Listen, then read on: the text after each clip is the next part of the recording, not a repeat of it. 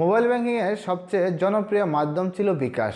এরপর চলে আসে ডাচ বাংলার রকেট এবং শেষ পর্যন্ত কিন্তু এখন বাংলাদেশের পোস্ট অফিসের গভর্নমেন্টভাবে চালু করা হয়েছে নগদ। তো এই তিনটা মোবাইল ব্যাংকিংয়ের মাধ্যমে আপনি কোনটাতে সবচেয়ে কম অর্থাৎ সাশ্রয়ীভাবে লেনদেন করতে পারবেন সেই বিষয়গুলো আজকের এই ভিডিওতে তুলে ধরার চেষ্টা করব। তো বন্ধুরা, আপনাদের চ্যানেল RudroBangla ইউটিউব চ্যানেল, আর আমি আছি রুদ্র। আশা করি এই ভিডিওটা কন্টিনিউ করবেন, আর এই চ্যানেলে নতুন দর্শক হয়ে থাকলে অবশ্যই আমাদের চ্যানেলটা সাবস্ক্রাইব করে পাশেই থাকবেন।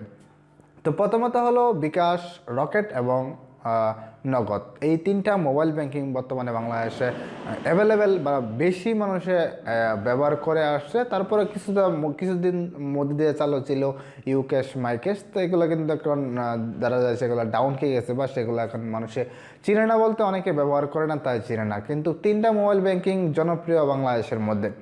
তো তিনটা মোবাইল ব্যাংকিংয়ের মধ্যে সবচেয়ে যে আমাদের পরিচিত লাভ করেছে সেটা হলো বিকাশ, এবং শেষে আছে রকেট, এবং বর্তমানে যেটা খুব দ্রুত পরিচিত পাচ্ছে সেটা হলো বাংলাদেশের গভর্নমেন্ট পোস্ট অফিস নিবন্ধিত, সেটা হলো নগদ। তো আজকের এই ভিডিওতে আপনারা ক্লিয়ার হতে পারবেন যে কোন ব্যাংকিংয়ে আমাদের সাশ্রয়ীভাবে আমরা ক্যাশ আউট ক্যাশ ইন করতে পারবো অর্থাৎ ডেলিভারি করতে পারবো। সেটাই কিন্তু আমার দরকার, কারণ আমরা চাই সবসময় যে কিছু টাকা আমাদের সাশ্রয় হোক। আমরা যেহেতু যদি আমরা বিকাশ থেকে নগদে বা নগদ থেকে রকেটে যদি আমরা সাশ্রয়ী পাই, তাহলে সেটাই আমরা করব। কেন আমরা বেশি টাকা দিয়ে লেনদেন করতে যাব? তো আমি প্রথমত বিকাশের কথা বলি। বিকাশ কিছুদিন আগেও 17 টাকা 50 পয়সা ছিল তাদের ক্যাশ আউট, কিন্তু এখন তারা আরও একটু বৃদ্ধি করে বাড়িয়ে ফেলেছে 18 টাকা 50 পয়সা।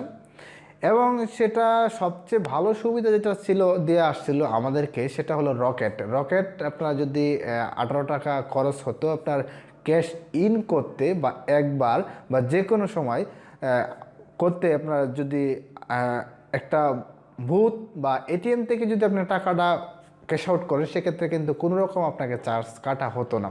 সেক্ষেত্রে দেখা যেত সবচেয়ে ভালো যে ফ্যাসিলিটিস ছিল সেটা হলো আমাদের মোবাইল ব্যাঙ্কিংয়ের ডাচ বাংলা মোবাইল ব্যাঙ্কিংয়ের রকেট।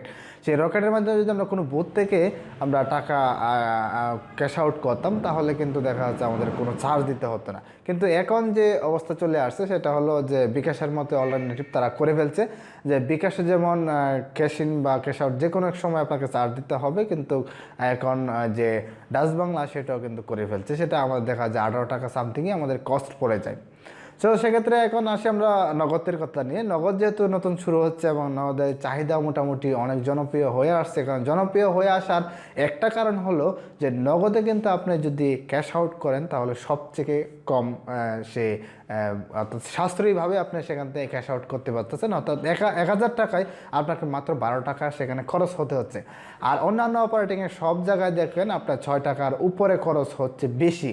তো 6 টাকা আমরা এক্সট্রা কেন সেখানে পে করব? আমরা যদি 1000 টাকায় 1000 টাকা ক্যাশ আউট করতে গিয়ে 12 টাকা দিয়ে করতে পারি, তাহলে কেন আমরা রকেট এবং বিকাশের মাধ্যমে 6 টাকার 6.5 টাকা গিয়ে আমরা অতিরিক্ত খরচ করব?